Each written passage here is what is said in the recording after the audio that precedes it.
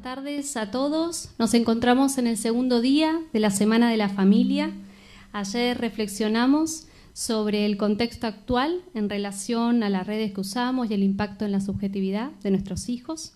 Y hoy el panel está compuesto por dos especialistas que abordarán los cuidados en la familia sobre el uso de la tecnología.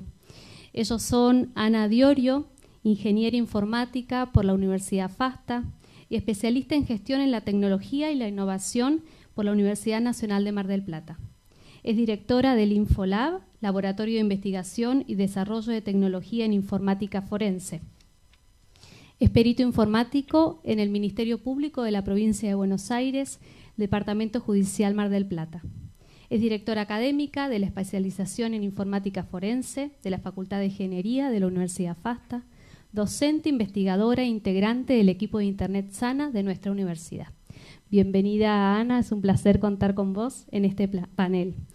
A quien también tenemos a Santiago Trigo, es ingeniero en informática por nuestra universidad, se está especializando en criminología en la Universidad de Quilmes, es investigador del InfoLab de la Universidad FASTA, donde lidera una línea en ciberseguridad.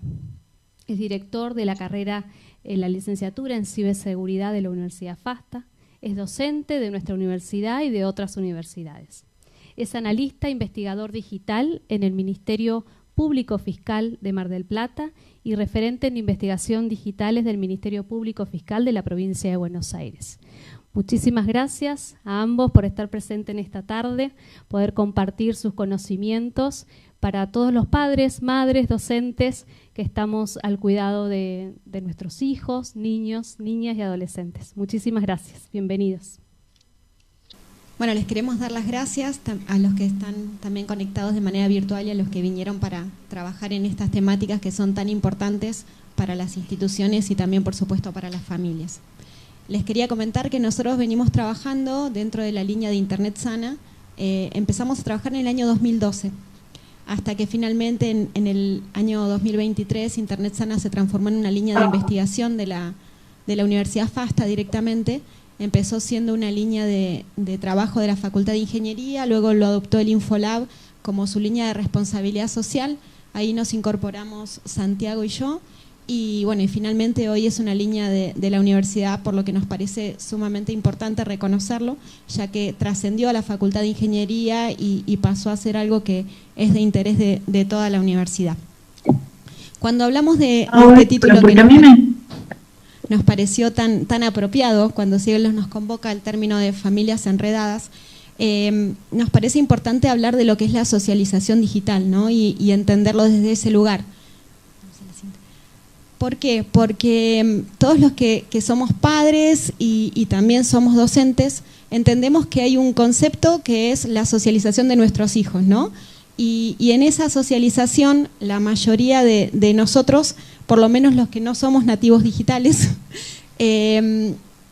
cuando fuimos creciendo nos fueron incorporando, nos fueron, digamos, convocando al mundo y a socializar fuera de nuestras familias, con algunos conceptos que de alguna manera heredamos y fuimos trasladando a nuestros hijos. Entonces nos decían, no sé, cómo teníamos que cruzar una calle, cómo teníamos, si podíamos o no hablar con extraños, que no teníamos que aceptar, no sé, caramelos, que cuidado cuando vas a bailar y que te abren la Coca-Cola delante tuyo, y un montón de cuestiones relacionadas a cómo cuidarnos en el mundo, lo llamamos nosotros en el mundo de los átomos, ¿no? En el mundo presencial, en el mundo físico. Pero ahora hay un concepto que tenemos que incorporar como familias, que es lo que llamamos la socialización digital. Entonces, en esto de la incorporación de nuestros hijos a los entornos digitales, que pueden ser las redes, pero no necesariamente solo las redes sociales, porque también muchas veces ingresan al mundo digital desde los videojuegos, no necesariamente desde las redes sociales. Y en esta participación nosotros como adultos que fuimos socializando en el mundo digital, ya con nuestra, como dicen las psicólogas, ¿no? Ya con nuestros de personalidad un poco más armada que los chicos que ingresan tal vez con 5 o con 6 años en el uso de los dispositivos móviles, tenemos que introducirlos cuando en realidad nosotros no pasamos por esa experiencia, ¿no? Porque ninguno a los 6 años tuvo la posibilidad de hablar con un extraño a través de un móvil. Y también nos pasa que entendemos que están más a salvo o más en nuestro control porque tal vez están dentro de la habitación de nuestra casa con la puerta de acceso al mundo. Entonces, en esta socialización digital es importante que entendamos el hecho de inculcarles el concepto de ciudadanía digital, ¿no? Que ellos en realidad son ellos mismos en el mundo digital y en el mundo real. Y como creemos, lo digital también es real. ¿Por qué es real? Porque también impacta en nuestros hijos de la misma manera y también se generan vínculos desde la virtualidad o desde el mundo digital.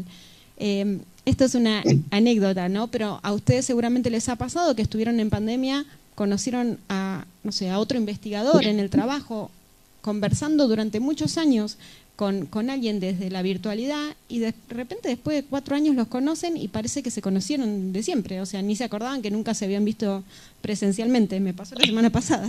Sí, literal, nos conocimos con unos investigadores de Mendoza que habíamos estado trabajando en 3 proyectos y cuando nos vimos presencialmente parecíamos que nos conocíamos que ni nos acordábamos que no nos conocíamos presencialmente. Entonces, hay que entender eso, que lo digital también genera vínculos y que no podemos separarlo como que no fuera real, porque eso no es así desde nuestra propia vida, ¿no? Entonces, lo importante es contribuir, lo que decimos, a una convivencia positiva y empezar a incorporar el concepto de convivencia digital, ¿sí? El concepto de convivencia digital, ¿en qué sentido? Que de la misma manera que hay normas o hay ciertos protocolos para comunicarnos desde lo presencial, también hay ciertos protocolos para comunicarnos desde lo virtual. Esa es la idea general. Entonces, como nosotros le decimos a nuestros hijos, cuando vos llegás a una casa, tenés que saludar, tenés que, no sé, si alguien te mira, mirarlo en los ojos, ciertas cuestiones, también es importante entender esto desde la convivencia digital. ¿Por qué? Porque se vive de la misma manera, ¿no? Entonces, hay ciertas cuestiones a considerar. Incluso cuando hablamos con algunos docentes les decimos, si hay normas, o sea, en el código de convivencia de cada asignatura, ¿no? Cuando la asignatura le dice, bueno, esto es lo que yo considero como positivo, esto es lo que voy a evaluar, esto es lo que no está permitido, nada se habla de la virtualidad. Y en realidad se convive en la virtualidad de la misma manera que se convive en la presencialidad. Entonces, lo importante es esto, ¿no? Empezar a pensar en esta cuestión de los vínculos tecnomediados y como padres y como docentes también, empezar a reflexionar sobre los comportamientos y problemáticas que están y que son inherentes a este espacio social virtual. Y comprender, como dijimos, que lo digital no es antónimo de lo real, lo digital también es real. Y que lo que ocurre en las redes sociales es tan real como lo que ocurre en la presencialidad. Incluso, en algunos casos, es más real, porque se continúa. Algunas de las ciberviolencias de las que vamos a estar hablando hoy, tal vez se vivían en nuestra juventud o en nuestra etapa escolar, pero quedaba ahí, quedaba en el hecho, en la presencialidad. Tal vez a alguno le habrán dicho algo, no sé, gordo, lo que fuera, ¿sí? Y quedaba en eso, y quedaba en el conjunto de chicos que habían escuchado eso y lo que uno relataba. Ahora eso pasa después y se continúa en la virtualidad. Entonces, algunas acciones que suceden en la presencialidad se replican en la virtualidad y eso hace que también el sufrimiento sea muchas veces mayor. Y cuando hablamos de convivencia digital, nos referimos a las actitudes en los espacios digitales y comprender esas actitudes en los espacios digitales con sus derechos y sus obligaciones. Y por supuesto, todo lo que tiene que ver con derechos y obligaciones empieza primero en la casa y después pasa a cualquier tipo de institución, ya sea una institución educativa, un club o en cualquier espacio en el que existan algún grupo, alguna red que nos relacione, ¿no? Y desde este lugar es importante repensar la responsabilidad que tenemos en el uso de las tecnologías como padres y como docentes. Por ejemplo, qué foto vamos a poner de perfil, si vamos a compartir nuestro WhatsApp o no con nuestros estudiantes, qué imagen queremos dar en esas redes, entender que todo lo que permanezca en las redes ya sabemos que es, o sea, todo lo que subimos a las redes ya sabemos que es permanente, y mirar por el cuidado del otro y también por nuestro autocuidado. ¿Por qué? Porque a veces cuando hablamos de ciberviolencias ponemos el foco únicamente en niños, niñas y adolescentes, pero en realidad también tenemos que poner el foco en cualquier tipo de población vulnerable e incluso en los propios docentes, ¿no? Porque muchas veces los propios docentes son víctimas de algunas de estas cuestiones que suceden en el mundo digital. Nosotros en las escuelas hemos recibido varias cuestiones donde son los estudiantes, por ejemplo, sacando fotos a un docente o a una docente y viralizando esa foto con memes, con cuestiones, y donde en realidad el docente después puede pasar a ser también un foco de burla, que pasaba antes, sí, tal vez pasaba antes, pero no era viralizado en redes. Entonces, la convivencia digital justamente tiene que ver con esto, ¿no? Con la forma en la que nos relacionamos con los demás, y entender que esta convivencia tiene que estar integrada por una serie de, llamémosle, de protocolos, ¿no? Si lo podemos decir de alguna manera, que nos permitan una correcta interacción en el mundo digital. Y que el respeto y ese comportamiento adecuado se debe mostrar hacia los demás en cualquier tipo de relaciones. Decimos relaciones de pares, pero también en relaciones jerárquicas, ¿sí? ¿Por qué? Porque en relaciones de pares tenemos que decir, bueno, a ver, en un grupo o con un amigo, si el amigo te escribe, en algún momento le tenés que contestar. Y eso hay que decirlo también. O sea, es como que no les contestes, es como que alguien te hable y no les respondas. Es lo mismo. Entonces, esas cuestiones que están relacionadas simplemente con reglas de educación, ¿no? También tenemos que enseñarlas en esos otros espacios. Y ¿por qué? Porque entendemos que estos modos también favorecen, de nuevo, a una saludable y positiva convivencia digital que nos permite, de alguna manera, digamos, poder disipar algunas problemáticas, ¿no? Algunas problemáticas que se dan muchas veces en un entorno de pares. No me contestó, ¿por qué no me contestó? Y tal vez eso genera un montón de otras cuestiones que se pueden solucionar si hay una respuesta. No puedo contestarte ahora, después te escribo. O, digamos, cuestiones que ayudan a poder entendernos. Por otro lado, tenemos que entender que las redes, de la misma manera como cualquier herramienta, pueden ser un foco o un encuentro en el que puedan suceder algunas cuestiones vinculadas a las ciberviolencias. Entendemos como ciberviolencia a toda acción que se realiza en medios digitales con la intención de hacer daño o causar sufrimiento. Un concepto general de lo que es ciberviolencia.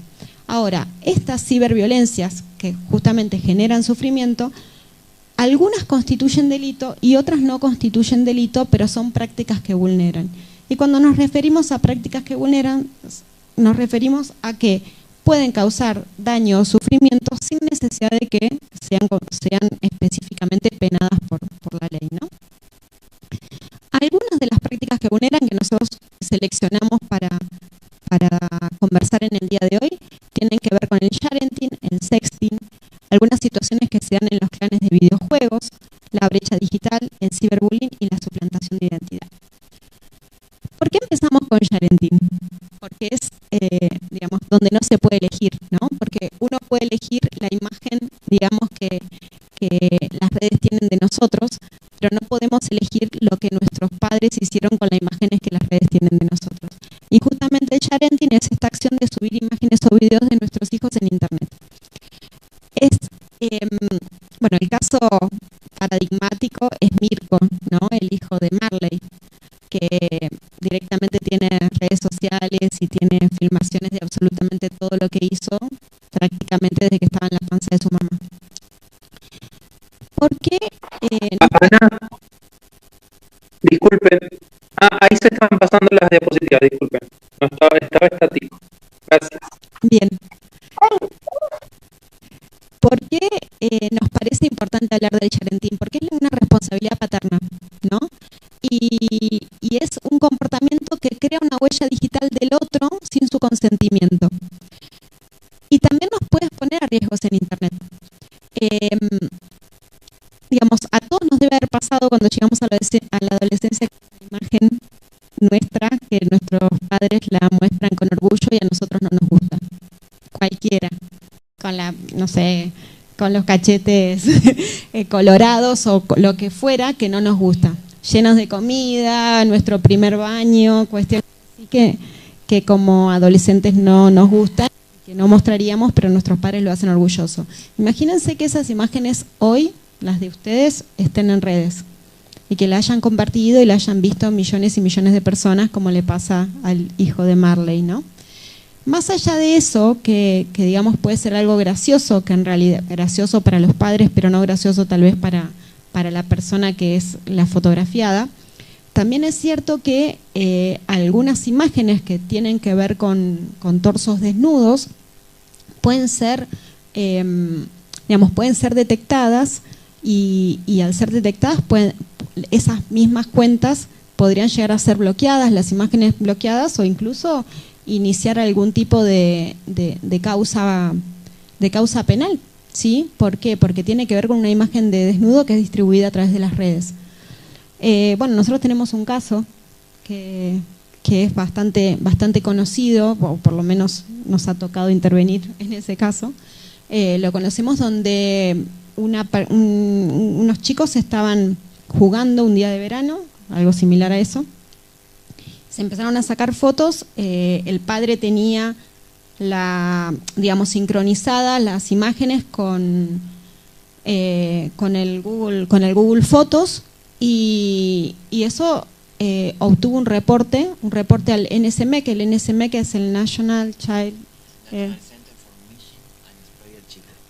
Center for Missing and Exploited Children. Salta el reporte, esa imagen es clasificada como una imagen de desnudo infantil. Ese reporte desde Estados Unidos, que es donde está el centro, llega a Buenos Aires, de Buenos Aires llega a la Fiscalía y se inicia una causa penal.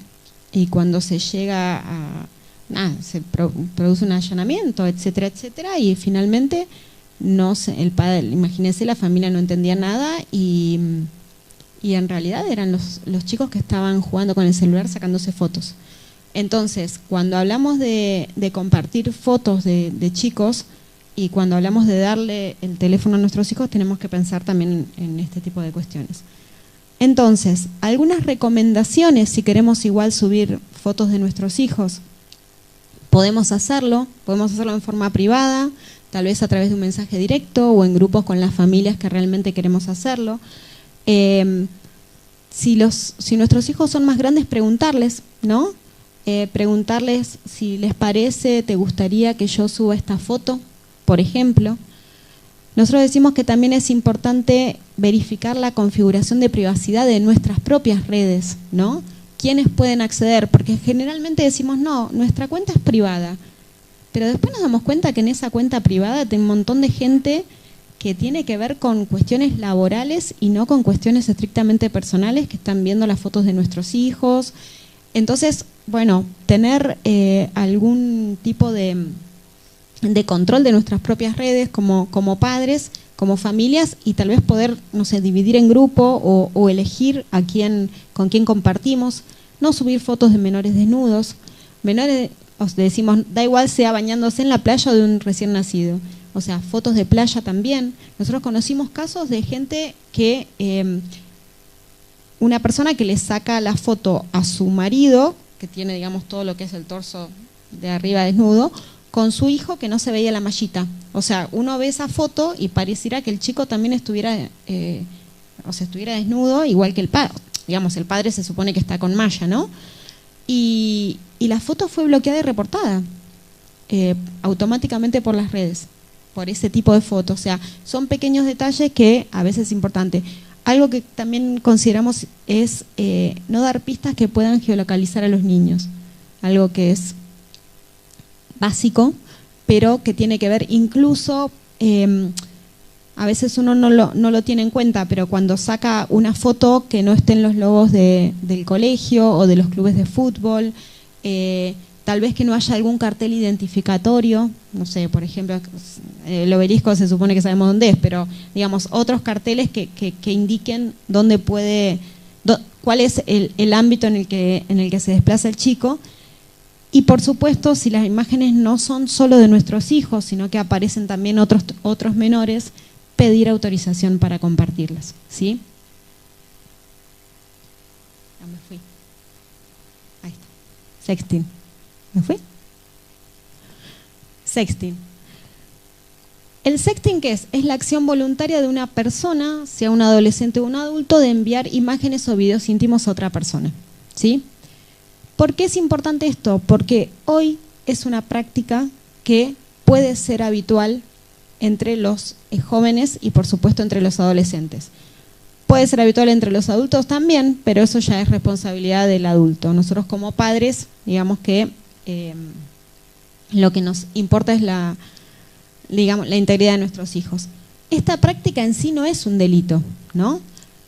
Es una acción privada, puede ser una acción privada entre adultos o una acción privada entre adolescentes, dentro del ámbito que le decimos de la reserva. Pero cuando están involucrados niños, niñas, adolescentes, es importante. ¿Por qué? Porque pueden ser víctimas de posibles conductas de explotación sexual infantil. Entonces, nos ha pasado, voy con casos porque tal vez es, gráfica, nos ha pasado de causas penales donde en realidad son dos adolescentes que compartían fotos, pero son menores de edad, entonces esas fotos se reportan como fotos de desnudo de menores de edad. Y al reportarse esas fotos, que tal vez tienen que ver con dos personas que están compartiéndose entre ellos fotos íntimas, de nuevo, el reporte se hace desde NSMEC a la fiscalía. Cuando la fiscalía acude, muchas veces ese menor o esa menor, por supuesto que vive con adultos, y cuando se investiga la IP, digamos, y la IP es de una familia. Entonces, podemos estar involucrados en casos que realmente se pueden evitar. De nuevo, ¿qué debemos aconsejar nosotros como padres? Mira, no es una práctica adecuada, no aconsejamos que hagas esto, creemos que no hay que hacerlo. Después, por supuesto, que está dentro de la intimidad de cada uno, pero el hecho es, no es conveniente que lo hagas. Ahora, si los adultos o los adolescentes van a utilizar esta práctica, creemos que hay que tener algunas cuestiones, como le decimos nosotros, algunas recomendaciones técnicas. Hace un par de años, creo que fue 2019, en un congreso me acuerdo que uno de los temas era sexting seguro. Y nosotros, ¿te acuerdas? Sexting seguro. Y nosotros decimos, pero en realidad lo que tenemos que decirle a nuestros adolescentes es, no es bueno que hagas sexting, pero si deciden como parejas o los novios hacer sexting, bueno, que no se vean tus marcas personales, que no haya nada que pueda identificarte, o sea, ciertas cuestiones que los protejan a ellos de ser víctimas de alguna situación y que esas imágenes terminen en sitios en los que, por supuesto, pueda ser mucho más vulnerada su imagen. Otro punto que nos importa, clanes de videojuegos, ¿no? Primero, tenemos que entender que la mayoría de los videojuegos hoy son también redes sociales, ¿sí? O sea, ya dejaron de ser el Pac-Man que, digamos, que estábamos nosotros con el juego, y hoy los videojuegos también son redes sociales. Y muchos vínculos se generan a través de los videojuegos. Y muchas personas que quieren contactarse con niños, niñas y adolescentes se contactan a través de los videojuegos. Y conocen los videojuegos mejor que todos nosotros, ¿sí? Entonces, hoy el caramelo a la salida del colegio, de cuando nosotros éramos chicos, es te regalo una gema para no sé qué videojuego, o te compré la capita de Fortnite de no sé cuánto, pásame tu WhatsApp y seguimos hablando fuera de las redes, o sea, fuera del video. Entonces, es importante, por un lado, reconocer esto, reconocer que hoy el videojuego es una red social, y de la misma manera que le explicamos cuando vos, o sea, si hay un extraño, bueno, todo lo que les decimos respecto a los extraños en el mundo presencial, también respecto a los extraños en los videojuegos. No es tu amigo, es la persona que está jugando con vos en el videojuego. No sabes si de verdad tiene 20 años, por ahí no tiene 20, por ahí tiene 54 o no sabes. Entonces, poder, digamos, no desde la desconfianza, sino desde realmente no sabes quién está del otro lado. Y algo que también es importante es que muchas veces en los videojuegos se genera esta cuestión de algunas cuestiones que los chicos pueden sentir como violencias. No sé si les ha pasado alguna vez, me rompió en la casita del Fortnite, o no, mira lo que hizo. Bueno, todo lo que sucede en el videojuego, ellos lo ven como una situación de violencia, ¿sí? Si me robó el martillo, ellos sienten que realmente le robaron un martillo, o sea, aunque haya pasado en el videojuego. Entonces, estas situaciones hacen que muchas veces se produzcan hostilidades en los videojuegos que después pasan a la presencialidad. Digamos, como decimos que hay ciertos actos que se van de la presencialidad a la virtualidad, hay otros actos que se van de la virtualidad a la presencialidad. Y también es importante entender que esta competitividad exacerbada que se da en los videojuegos, ¿no? Robo de jugadores, bueno, obtención de premios, todo eso puede derivar en situaciones de acoso, hostigamiento, discriminación y agresiones. Entonces, algunas recomendaciones. Que en el chat de videojuegos utilicen un nombre de fantasía, ¿sí? Para tratar, si van a estar en el videojuego y van a aceptar a otros jugadores, porque la realidad es que muchas veces no pueden elegir no aceptarlos, utilizar un nombre de fantasía que tal vez no los identifique necesariamente con su nombre real. Otra cuestión, tener apagado el audio o avisar en la casa si el audio está abierto. ¿Por qué? Porque sucede, sobre todo cuando la computadora o la Play está en un lugar público, que la familia sigue viviendo detrás de la computadora de la Play, como sucedía en la pandemia cuando dábamos clases y pasaban por atrás. Entonces se escucha todo lo que sea. ¿Nunca les ha pasado de que esté el audio abierto y vos decís, mirá lo que está hablando? Y se escucha todo lo que se habla. Entonces eso es importante. Y conversar sobre los temas de videojuegos es importante también, porque que nosotros sepamos qué es lo que les está pasando a ellos. Cuando a la noche decimos, ¿cómo te fue? Bueno, ¿cómo te fue en el colegio? Bueno, ¿cómo te fue en las redes? ¿Qué pasó cuando jugaste a tal cosa? ¿O por qué se enojó Pirulito? Escuché que estabas discutiendo con Pirulito. Bueno, eso también tiene que ser, tenemos que empezar a incorporar a la digitalidad como un tema de conversación. Otro punto que nos parece importante sobre las prácticas que vulneran es la brecha digital, ¿no? Cuando hablamos de brecha digital nos referimos a la desigualdad que existe entre las personas que tienen acceso y conocimiento de las nuevas tecnologías con las que no. Me acuerdo el concepto de brecha digital desde el año 2000 venimos hablando en la mayoría de los simposios que tienen que ver con informática y derecho y demás de este punto. Pero creemos que desde el 2020 en adelante esa brecha digital se hizo cada vez más amplia. ¿Por qué? Porque cada vez más dependemos de los equipos para hacer absolutamente todo, ¿no? Y incluso, ya nos estamos yendo de la temática que nos ocupa, pero yo veo que todos los que tenemos padres mayores, la brecha digital en relación a los adultos mayores es impresionante. Y cuando hablamos de poblaciones vulnerables, no tenemos que olvidarnos de ellos, porque hoy no pueden hacer un trámite, hasta para pagar un impuesto, necesitan que alguien los ayude a descargar el impuesto. Entonces, decimos que hay dos grandes brechas, una que es el acceso al equipo y otra que es el alcance del uso y la comprensión de lo que están haciendo, ¿no? ¿Por qué nos parece importante este punto? Porque cuando hablamos de familias enredadas, muchas veces sucede que que es el niño, niña, adolescente, el que más acceso tiene a estas tecnologías, ¿no? Y a estas redes. Entonces, los padres entienden que porque sabe usar el celular, sabe lo que está pasando en el celular. O sea, entienden que, bueno, pero ¿qué le puedo decir yo respecto al uso de las redes sociales si yo no tengo redes sociales y no las uso? Vos le podés decir lo que es la vida en general. ¿Por qué? Porque ese chico, más allá de usar la aplicación, lo que tiene que entender es lo que está pasando con la aplicación. O sea, si, digamos, vos le podés decir, tené cuidado con esto, o esta persona que es un extraño, ¿sabés realmente quién es? O está bien que te pida esa foto, ¿no? Vos podés decirle, preguntarle qué pasó, porque en realidad tiene que ver con la vida misma que está pasando a través de un dispositivo.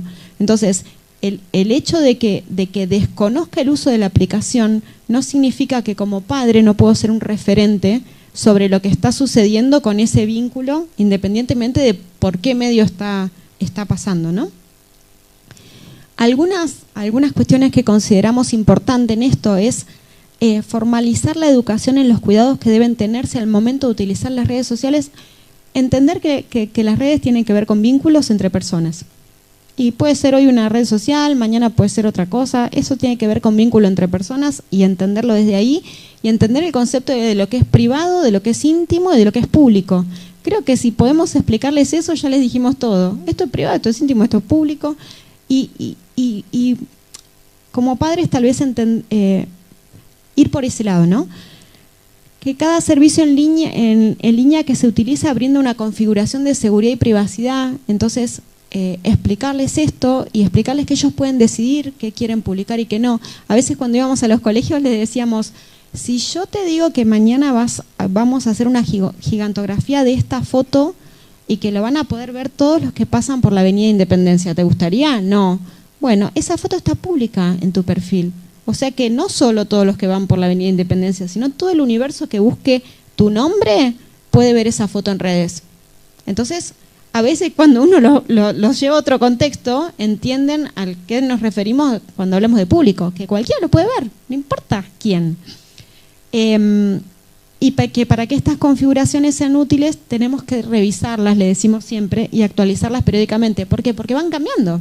Entonces, de repente nosotros creíamos que teníamos cierta configuración de privacidad, agregaron otra configuración porque se agregó otra cosa que se puede hacer en redes y eso nunca lo configuramos y quedó lo que estaba por defecto.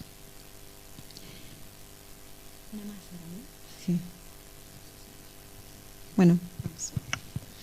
Bueno, buenas tardes, ¿cómo están? Siguiendo un poco con las prácticas que vulneran, nos toca hablar un poquito del ciberbullying. ¿Qué es importante destacar del ciberbullying? Que obviamente me parece que es un término que ya conocemos todos en este sentido y que viene de la era, como decían al principio, de los átomos, pero le agregamos el ciber adelante cuando ya metemos a los medios digitales o la tecnología en esta forma de actuar. Sí, es un proceso reiterado de amenazas, hostigamientos. Es importante considerar el reiterado, ¿sí? En el caso del ciberbullying estamos hablando de un acoso sistemático y que perdura en el tiempo. Obviamente que a la víctima le genera sufrimiento, inseguridad, se da o se habla del ciberbullying por lo general cuando estamos tratando con niños, niñas, adolescentes, pero ciberbullying puede pasar en el trabajo o puede pasar en cualquier otro lugar, ¿sí? Y una de las características propias de utilizar los medios digitales para cometer este hostigamiento sistemático es que se va de las cuatro paredes del ambiente donde sucede. Cuando estamos hablando del colegio, antes, sin ponerle el ciber a bullying adelante, sino bullying, quedaba ahí en el colegio y por ahí, qué sé yo, no sé, algún llamado telefónico y no más de ahí. Pero cuando empezamos a incorporar los medios digitales, ya trasciende el lugar específico de donde sucede el ciberbullying, sino que no hay un lugar específico. Sucede a través, por lo general, de las redes sociales. La exclusión, por ejemplo, en un grupo de WhatsApp de alguien es una forma también de ciberbullying, ¿sí? No incluirlo para, entre comillas, gastarlo, por ejemplo, y que después se entere de alguna forma, son todas formas distintas del ciberbullying. Por eso es importante que en estos casos, por lo general cuando hablamos de niños, niñas, adolescentes, suelen expresarse de alguna forma que están viviendo esta situación y que es importante actuar, ¿sí?, a tiempo porque puede generar grandes problemas. Acá tenemos un breve esquema de cuáles serían los diferentes roles dentro de un proceso de ciberbullying. Obviamente tenemos el acosador, el que ayuda al agresor o acusador, la víctima, los espectadores y el defensor de la víctima. Lo ideal es que esto no suceda, ¿sí? Esto es importante, es decir, no tenemos que pretender siempre que exista un defensor de la víctima para que el ciberbullying no suceda. Hay que prevenirlo y hay que concientizar a todos los chicos para que justamente estas situaciones no se den, ¿sí? Obviamente el acosador es el que lo produce directamente, después tenés el que ayuda o el que se ríe de las cositas que hace el acosador, por supuesto la víctima, los espectadores que están ahí de forma pasiva, lo ven, no hacen ni dicen nada, y el defensor de la víctima en cierta forma sí es el que de alguna forma manifiesta que no está bueno que estén realizando ese tipo de acoso. Insisto, es un término que por lo general se lo asocia a los niños, niñas y adolescentes, pero no necesariamente tiene que venir por ese lado, sino que el bullying en realidad existe en cualquier ámbito. En este caso particular, ya seamos familias o docentes, es muy importante, como decía anteriormente, prestar atención a las señales o al comportamiento de quien está padeciendo este tipo de situaciones. Por lo general se empiezan a retrotraer. Si hablamos de la escuela, puede ser que les empiece a ir mal en los exámenes, que no tenga ganas de hacer alguna actividad y demás. Son todo tipo de manifestaciones que pueden representar que algo está pasando. Si en un periodo de tiempo quien padece este tipo de situaciones cambia abruptamente su nivel social o su estado de ánimo, hay que prestar atención, disparar alguna alerta y ver qué es lo que puede estar pasando con quien lo está padeciendo. Ahora bien, prácticas que no vulneran. Seguimos con, prácticas que no generan delito, pero sí que vulneran. La suplantación de identidad es el puntapié a cualquier, ¿sí? Es el puntapié a cualquier tipo de delito o cualquier tipo de conducta, ¿sí?, en los medios digitales. La suplantación de identidad consiste justamente en hacerse pasar por otro u otra empresa. Estamos hablando de medios digitales. Todos conocemos cómo crear una cuenta de correo, cómo crear un usuario en una red social y demás, ¿sí? Entonces, puedo, cualquiera, ¿sí?, generar un nombre o un usuario, ¿sí?, que esté representando a otra persona u otra entidad o institución. Es más, podemos volver un poco hacia atrás y lo podemos llamar el famoso cuento del tío. 9 reinas, año 1999, toca timbre, hola tía, ¿sí? Eso es el cuento del tío. Es lo mismo. Lo que pasa es que cuando metemos a los medios digitales en el medio y a utilizar la tecnología informática como medio para la, en este caso, suplantación de identidad, quizás se generen algún tipo de ventaja, entre comillas, para quien realiza esta acción. ¿Cuál es la ventaja? Y que no da la cara. Antes tenía que dar la cara, de alguna forma. En este caso particular, puede no terminar dándola. Y por lo general es un puntapié a casi todos los delitos en Internet que solemos escuchar, leer y demás. Por lo general tenemos una forma de entender que quien realiza un delito informático o un ciberdelito, ya que le estamos poniendo ciber adelante a todo, un ciberdelito, lo solemos considerar un experto en informática. Y es totalmente lo contrario. El 90% de los delitos que suceden no son expertos en informática, son expertos en vulnerar personas, en engañarte, ¿sí?, en realizar esta suplantación de identidad para que vos como víctima te creas lo que te está diciendo y vos le des alguna información al delincuente para que el delincuente pueda cometer lo que quiere hacer. Por ejemplo, si te quieren entrar al banco, te van a llamar del Ministerio de Educación, del Ministerio de Salud, y te van a decir que usted tiene un turno para, no sé, para la vacuna del dengue. Vamos a suponer que ahora están con el tema del dengue. Pero para validar el turno, necesitan que uno le pase un código que le va a llegar por mensaje de texto, ¿sí? Esos delincuentes lo que están intentando hacer es, a través de ese código, poder acceder a tu cuenta de WhatsApp, a tu cuenta de Instagram, a tu home banking o a lo que sea, ¿sí?, y que ellos dependen de que uno le pase ese número para que puedan lograr su cometido. entrar a la cuenta de WhatsApp, entrar a la cuenta de la red social, entrar a Facebook, al home banking y demás. Si nosotros no le pasamos ese número, el delincuente no puede hacer nada, ¿sí? No puede hacer absolutamente nada. Entonces, el 90% de los delitos que hoy suceden utilizando la tecnología como medio es a través de la suplantación de identidad, ¿sí? Se hacen pasar por alguien o por una institución para engañarnos. El correo electrónico que dice su cuenta de, no sé, o su tarjeta Visa se va a caducar o está vencida o se la bloqueamos, por favor, acceda a este link para poder activarla. Ese link, cuando entramos, es un sitio falso que suplanta la identidad de Visa, por ejemplo, o Mastercard o cualquier tarjeta de crédito. Y nosotros al ingresar, obviamente nos van a pedir los datos de la tarjeta, al ingresar los datos de la tarjeta, como es un sitio falso que está suplantando la identidad en realidad de esa institución, nos van a robar esos datos y después nos van a aparecer consumos que no vamos a conocer en nuestra tarjeta, porque la van a usar, ¿sí? Entonces, es importante que tengamos en cuenta esta cuestión, ¿sí? Que casi todo surge a partir de la suplantación de identidad, y la suplantación de identidad per se no es un delito, ¿sí? Generalmente cuando alguien suplanta la identidad de otra persona con algún fin dañino, va a cometer un delito. Una estafa, engañar a un niño o niña adolescente, muchas cuestiones, ¿sí? Que después van a terminar en un delito. Pero la suplantación de identidad per se no está en ese librito que se llama Código Penal Argentino, tipificado como un delito, ¿sí? Quizás en algún otro lugar como Capital Federal, no recuerdo, podría llegar a ser una contravención, pero no un delito, ¿sí? Así que es importante que tengamos en cuenta eso. No son expertos informáticos, por lo general no lo son, muchas veces, a ver, en otras ecuaciones sí, pero el 90% de los casos no lo son, y empiezan por esto, empiezan por la suplantación de identidad. Algunas recomendaciones, bueno, ya estuvimos hablando.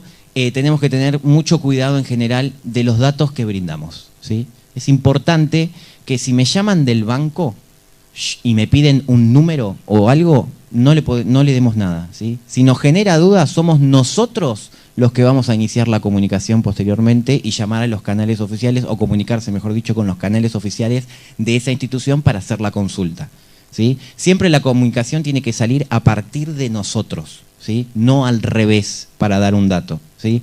Los datos de la tarjeta de crédito, hoy en día muchas empresas los siguen pidiendo por teléfono, está mal. Queremos reservar una habitación en un hotel y por correo electrónico nos dicen que demos los datos de la tarjeta de crédito. Son cosas que no tenemos que hacer porque después pueden llegar a suceder este tipo de cosas con los datos que nosotros les estamos brindando, ¿sí? Muchas veces las organizaciones criminales que actúan bajo todo lo que tiene que ver el ciberdelito, utilizan los datos aportados por una víctima anterior para hacerse pasar por esa persona, por ejemplo, porque tienen el DNI, la foto del DNI, no el número, la foto, y se hacen pasar con esa persona para seguir enmascarando su verdadera identidad, ¿sí? Entonces empiezan a estafar a otra gente y esa gente cree que realmente que los estafó fue una víctima anterior de esa misma persona, ¿sí? Entonces es muy importante que tengamos mucho cuidado qué datos les brindamos y a quién. Y esto corre para todos, no solo para los adultos, sino también para los chicos, para cualquiera, como mencionaba Ana anteriormente.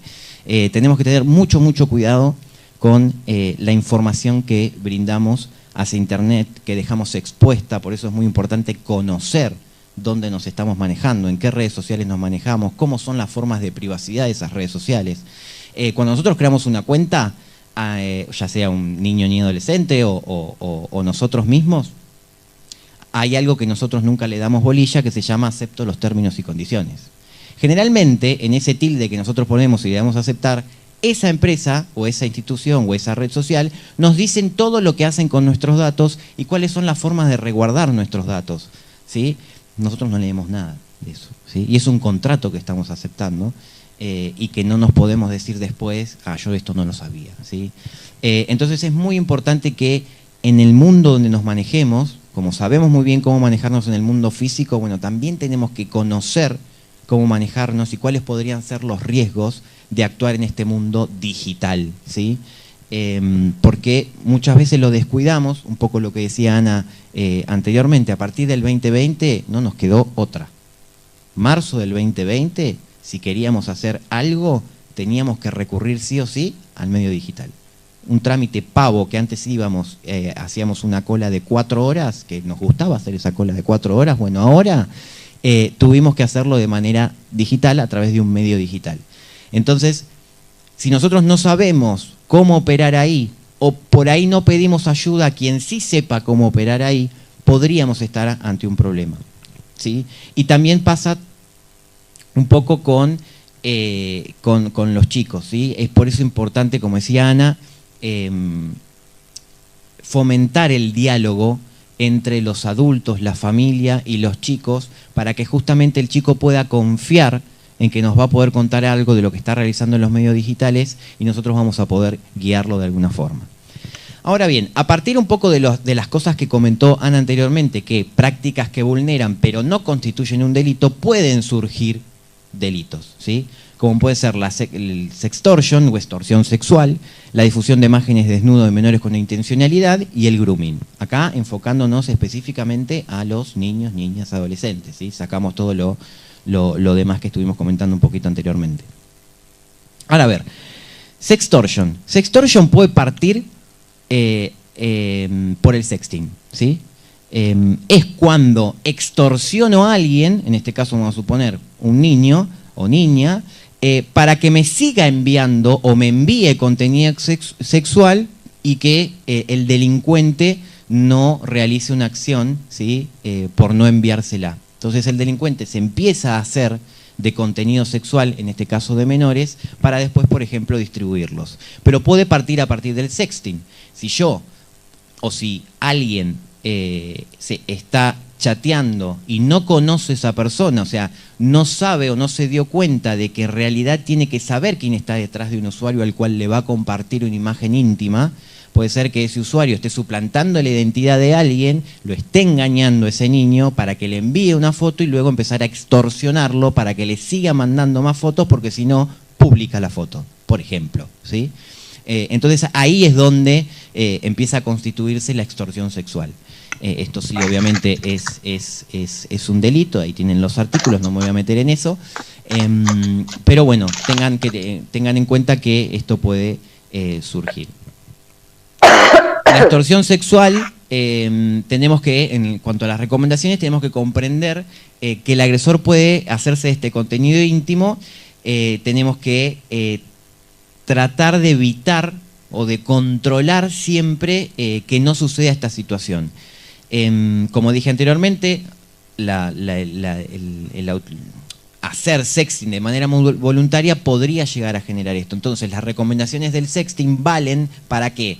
Para que si alguien nos empieza a extorsionar, nuestra identidad no quede expuesta. Taparse la cara, taparse las marcas, por ahí como decía Ana, si uno está practicando ese tipo de actividad. Obviamente la recomendación, con lo que hoy tenemos en cuanto a niños, niñas y adolescentes, es que no se haga, ¿sí? Pero obviamente no los podemos obligar.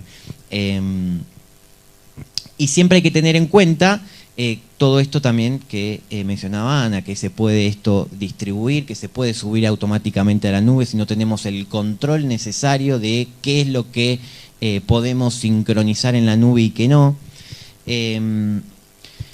Y bueno, y otras cuestiones. A partir de la extorsión sexual, también obviamente el agresor puede tener acceso a los dispositivos de la víctima, como el celular, la computadora personal, etcétera. ¿Se acuerdan esto del NCMEC que comentaba Ana, el National Center for Missing and Exploited Children, ¿sí? Que es una agencia de Estados Unidos? Bueno, ¿qué dice esta agencia? Esta agencia le dijo, u obligó, mejor dicho, a todas las empresas o redes sociales que cuando detecten la distribución, ¿sí? O la tenencia por parte de un usuario de una red social de algún contenido que tenga que ver con menores en escenas de desnudez o en actividades sexuales, se lo reporten a esta institución, a NCMEC, ¿sí? Se genera un reporte y el NCMEC lo distribuye según el país de donde pertenece ese usuario que tiene o que distribuye ese tipo de información.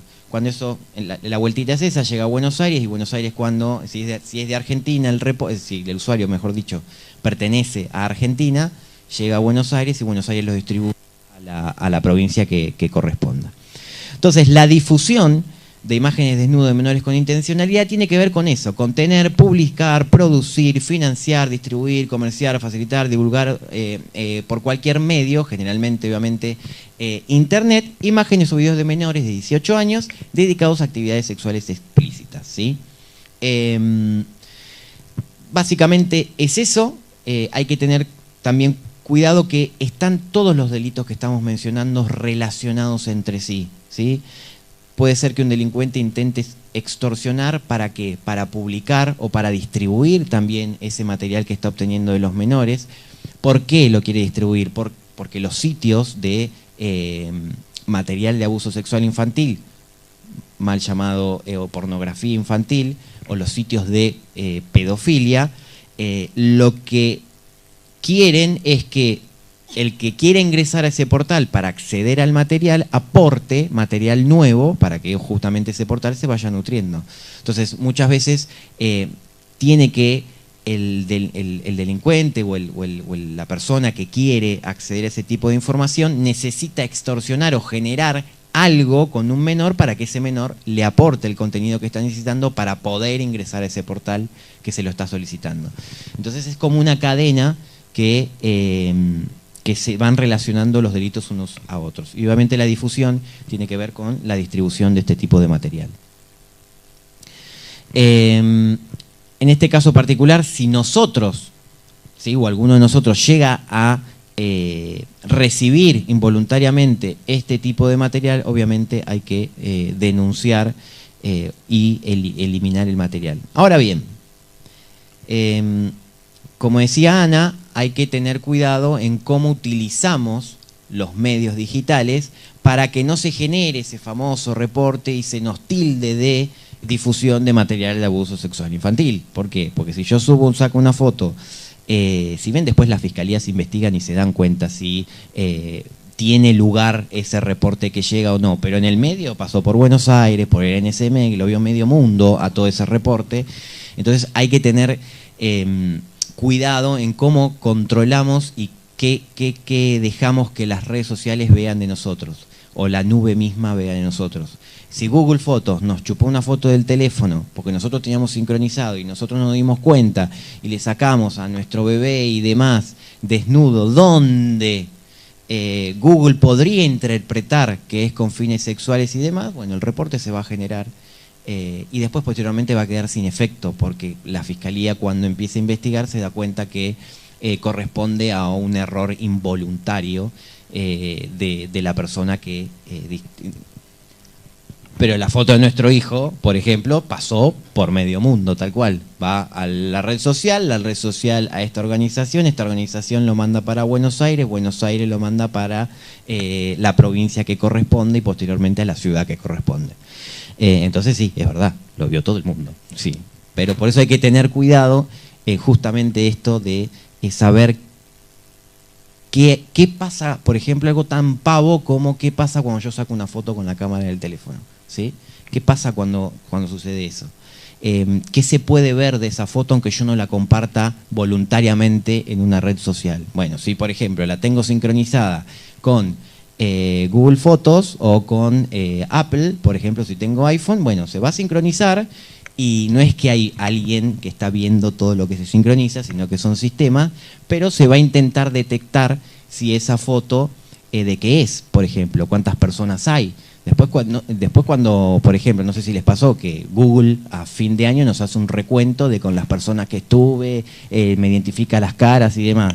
Todo eso es información que la saca de las fotos que sacamos, o sea, es información que analiza a través de la propia foto que saqué y después puede conocer con quiénes tengo más vínculo y con quién no y armarme ese recuerdo según las fotos que saqué.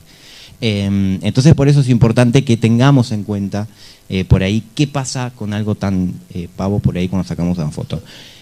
Esto no quiere decir, la tecnología vino para quedarse y cada vez va a ser más... va a tener muchas más funcionalidades. O sea, no podemos evitar evitar usar la tecnología. La tenemos que usar, ¿sí? Lo que pasa es que tenemos que saber muchas veces, no técnicamente, pero sí a grandes rasgos qué pasa con ciertas cosas. Bien, y el grooming. Y el grooming es un poco una mezcla de todo. O sea, el grooming es el delito en acosar a un menor de edad a través de redes tecnológicas con fines sexuales, ¿sí? Bueno, ¿cómo un groomer, se le dice groomer, puede acosar a un menor de edad? Bueno, a través de la suplantación de identidad, ¿sí? A través de la sextortion, ¿sí? Primero me engañó con la suplantación de identidad para que yo le envíe alguna foto siendo menor y después que me envíe una foto me empiece a extorsionar para que le mande más fotos, ¿sí? Porque si no la publica. Ahora, en lo que trata de hacer el groomer es entablar una confianza con su víctima, ¿sí? Va a intentar entablar una confianza. ¿Cómo es que entabla esa confianza? Bueno, primero, o podría a priori tirar una red de medio mundo, es decir, empezar a chatear con diferentes chicos o chicas, ¿sí? Y a ver quién pica y con quién puede relacionarse de esa forma. Otra es investigar los gustos de ese niño que quiere acosar, ¿sí? Y entrarle, entre comillas, por esos gustos. Pero la realidad es que siempre va a intentar con la víctima realizar o entablar una relación de confianza para que se pueda producir y llevar la conversación o las acciones directamente a un ámbito sexual. Por lo general, el grooming trata de suplantar la identidad de alguien, no se expone, pero en otros casos directamente no suplanta la identidad de nadie, sino que se expone y dice ser quién es y es realmente esa persona que dice serlo. Así que podría darse un poco de todo. Bueno, como ya dijimos, utilizan estrategias para establecer lazos basándose en la inmadurez emocional propia de la edad y demás. Los niños y adolescentes, en cuanto a los niños y adolescentes, las de confianza, el pudor y la vergüenza son barreras protectoras que quedan muchas veces inhibidas a través de las pantallas. Esto es real. Muchas veces nosotros cuando dábamos clases les preguntábamos a los chicos si se subirían a un colectivo y empezarían a gritar todo lo que hacen, cuáles son sus gustos y demás. Obviamente la respuesta de los chicos es no, pero sin embargo cuando uno entra al perfil de una red social de un chico, todo eso lo exponen, ¿sí? Y obviamente también pasaría con las relaciones personales. No es lo mismo relacionarse personalmente con una persona, personalmente en el mundo físico, que personalmente en un medio digital. Esa barrera inhibitoria quizás en el medio digital desaparece, ¿sí? O es mucho menos fuerte, digamos, como antes. Y después, bueno, puede efectuar suplantación de identidad, creando un perfil que sustituya la identidad de una persona, como ya hemos comentado. Ahora, las recomendaciones en el grooming. Siempre lo de las contraseñas va a ser una recomendación general para cualquier cosa. Tenemos que usar contraseñas seguras y únicas en cualquier red social y demás, no necesariamente con el grooming, sino con cualquier cuestión, ¿sí? No tenemos que repetir las contraseñas, es decir, tenemos que tener contraseñas distintas para las diferentes redes sociales que tengamos. Con respecto al grooming, es algo importante que ante un caso sería ideal que alguien más del propio adolescente conozca esa clave, ¿sí? Porque si pasa algo, es muy probable que yo pueda saber cuáles fueron sus últimos movimientos a través de una red social que a través de otro tipo de cuestión, porque están todo el día, o sea, el teléfono es una extensión del brazo, ¿sí? No es que es otra cosa. Entonces es muy importante que tengamos en cuenta todo este tipo de cuestiones. Como ya dijimos por ahí en otros tipos de prácticas, evitar que las imágenes que se comparten den datos de la ubicación geográfica. Es muy importante que aquellas personas con malas intenciones hacia los adolescentes no puedan conocer la rutina de los adolescentes. Muchas veces estoy acá con tal, haciendo tal cosa, recién salí del colegio tal y no sé qué, y esto y el otro y el otro. Aquella persona que intente, ¿sí?, entablar una relación de confianza con malas intenciones para posteriormente llevarla a índole sexual, si ese chico publica todo el tiempo todo lo que hace, le va a ser mucho más fácil poder llegar a esa relación de confianza y además está decir que podría llegar a ser mucho más fácil poder ubicarlo y saber en qué momentos está solo, en qué momentos no y demás. Obviamente evitar compartir fotos no se observa en el escudo de los colegios, como ya mencionó Ana por ahí en otras prácticas. Y volviendo siempre un poco a lo mismo en la relación entre el chico y la familia, es no evitar como padres, no tenemos que evitar nada, o prohibir, mejor dicho, no tenemos que prohibir nada, sino hacer que el adolescente pueda confiar en nosotros y contarnos, ¿sí? Porque muchas veces este tipo de situaciones no se ven, están sucediendo todo el tiempo y no las, ¿sí? No las vemos porque no la cuentan, porque prefieren guardársela, obviamente por vergüenza o por alguna otra cuestión. Por eso es importante que siempre intentemos generar esa confianza para que nos puedan contar esto y tomar algún tipo de medida al respecto. Bien, ya estamos terminando. Como reflexiones finales, bueno, ¿qué podemos hacer como familias ante un caso de ciberviolencia? En realidad como familia y como institución, ¿no? Ambas cosas. Primero decimos priorizar el diálogo. ¿Por qué? Porque primero tenemos que enterarnos que eso está sucediendo, ¿no? Como dijo Santiago, creo que uno de los primeros casos de grooming que tuvimos en la fiscalía surgió, no, o sea, después nos enteramos que había sido grooming, pero surgió ante un intento de suicidio de un adolescente. No entendían los padres qué había pasado, me acuerdo que empezaron a tratar de entenderla. La hermana tenía acceso a la red social o tenía la clave y ahí detectaron que la chica estaba siendo acosada y empezó todo a partir de una relación de confianza con un adulto que había dicho quién era, o sea, no era un adulto, era una persona mayor, pero no había suplantado la identidad de nadie. Pero se toman su tiempo, esta gente se toma su tiempo, no actúan de un día para el otro, tal vez están 6 meses hasta que el adolescente logra esa situación de confianza. Muchos hasta prácticamente son novios virtuales, llamémosle de alguna manera, empiezan con una imagen y después otra y hasta que entran en una situación de sextortion y ese fue uno de los primeros, el primer caso que yo recuerdo, que se enteraron los padres por un intento de suicidio. Entonces, cuando decimos priorizar el diálogo, volvemos a lo que dijimos de los vínculos tecnomediados y a la importancia de la familia y a que nos tomen como referente y que puedan confiar en nosotros para contarnos eso y que no sientan que lo único que van a recibir es un reto, porque más allá de un reto son víctimas, ¿sí?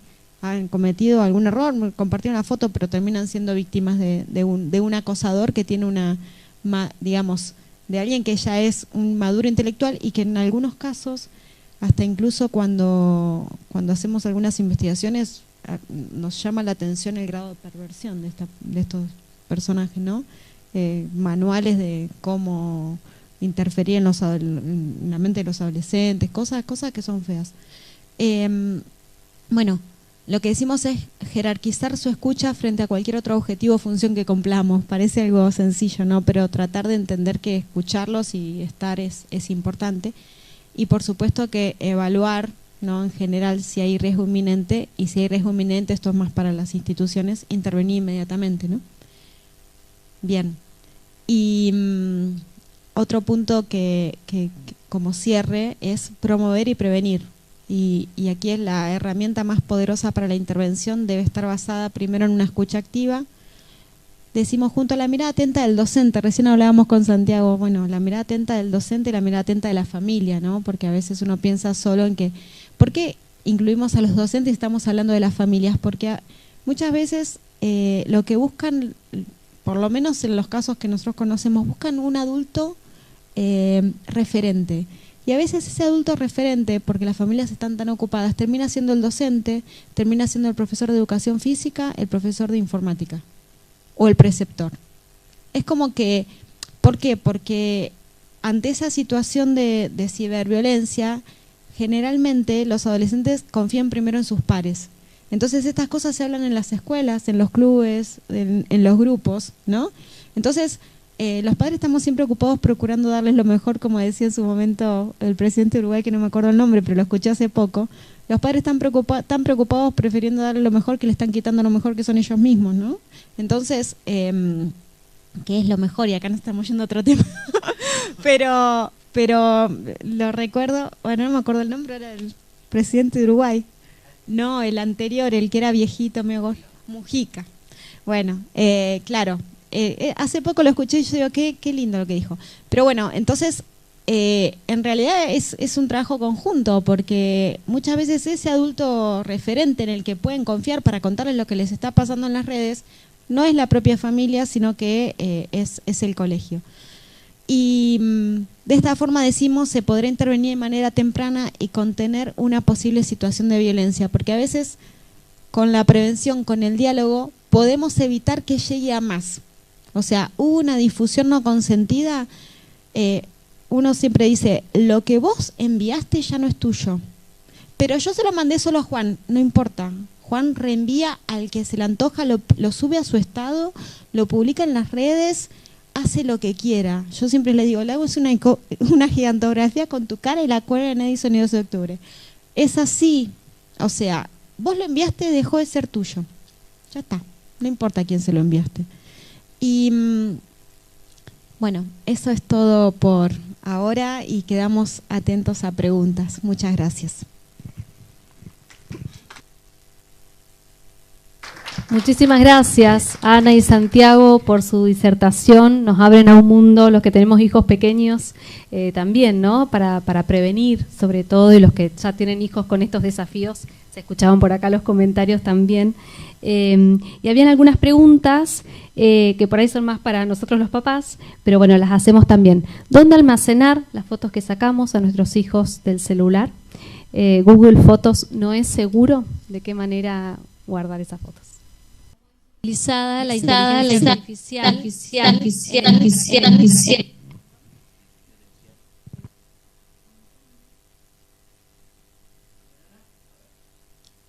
¿Cómo es utilizada la inteligencia artificial en estas prácticas?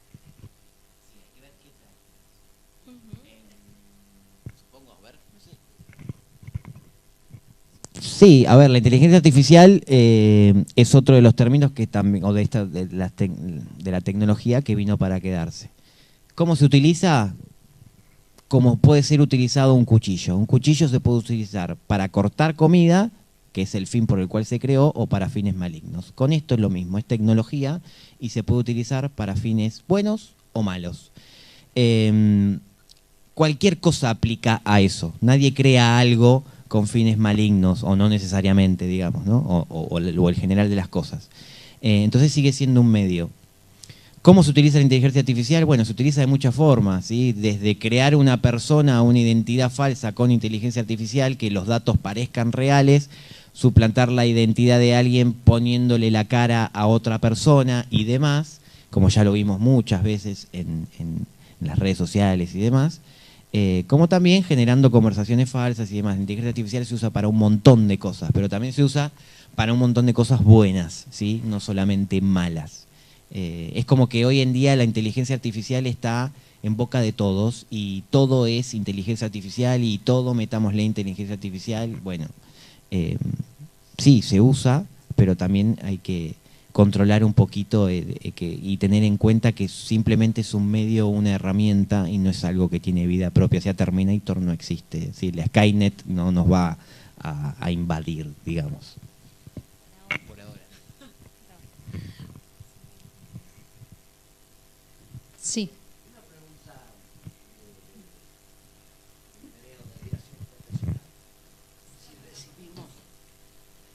Una pregunta de interés o vicio profesional. Si recibimos una imagen sexual infantil, de pornografía infantil, decías hacer la denuncia y eliminar la imagen, pero la imagen es material probatorio, es decir, habría que eliminarla después de la denuncia, ¿no es cierto?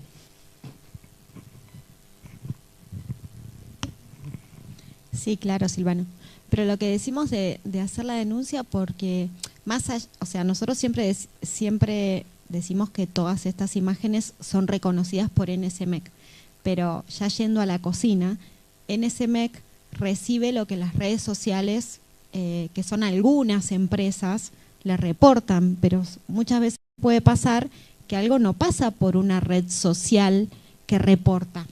Entonces, sabemos que hay un montón de las redes sociales más conocidas reportan, pero tal vez es algo que pasó por otro medio, entonces es importante. ¿Por qué? Porque estos reportes salen automáticos a partir de lo que nosotros llamamos, o sea, el hash de la foto. Entonces, incluso nos pasa a nosotros cuando hacemos una investigación que encontramos material que no es detectado automáticamente a través de esos hashes. Y tenemos que subir el hash, ¿para qué? Para que ese hash sea, o sea, nutra esa base de datos y después cuando aparezca esa imagen también sea, digamos, detectada y automáticamente, por decirlo de alguna manera. Por eso sugerimos hacer la denuncia. Y después, por supuesto, eliminar la imagen. Muy bien, nuevamente reiteramos nuestro agradecimiento en este panel. A los que estuvieron conectados les vamos a mandar generosamente, los disertantes también ofrecen su presentación, así que les va a estar llegando en estos días por su mail.